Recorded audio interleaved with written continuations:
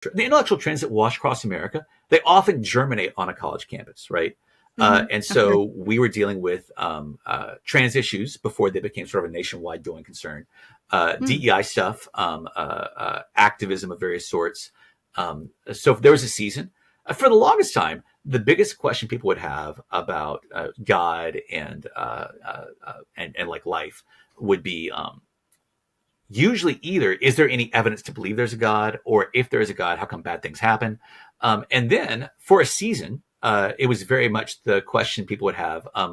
So not so much has like physics disproved God, but has neuroscience disproved God? Isn't religion just some sort of a psychological byproduct or phenomenon that we can sort of analyze?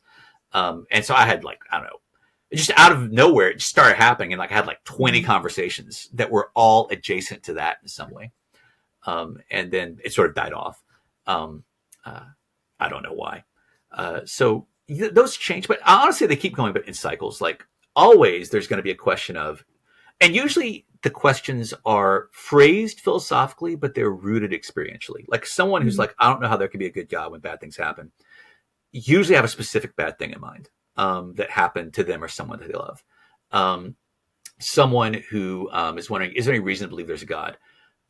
Has had some sort of experience where someone tried to persuade them that belief in God is irrational, or faith is the opposite of knowledge, or something absurd like that. Or the neuroscience, like they're probably charismatic, either professor or postdoc or someone who, or there was a book that was super popular that I just somehow missed the memo on that influenced people in some way. These things, the fads, intellectual fads, produce trends in the theological questions that I get. What's the new trend that we don't see out wide, but that's starting to happen?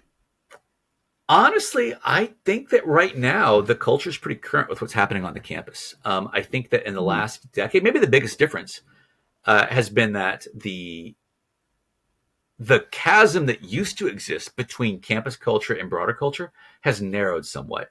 So you saw it with the protest, right, over the war in Gaza last year.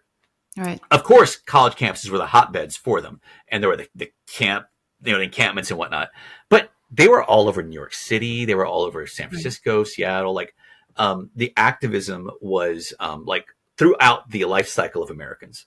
And that was the issue last year for so many students. What should Christians think about Israel in specific, war in general, the plight of the Palestinians, American foreign policy?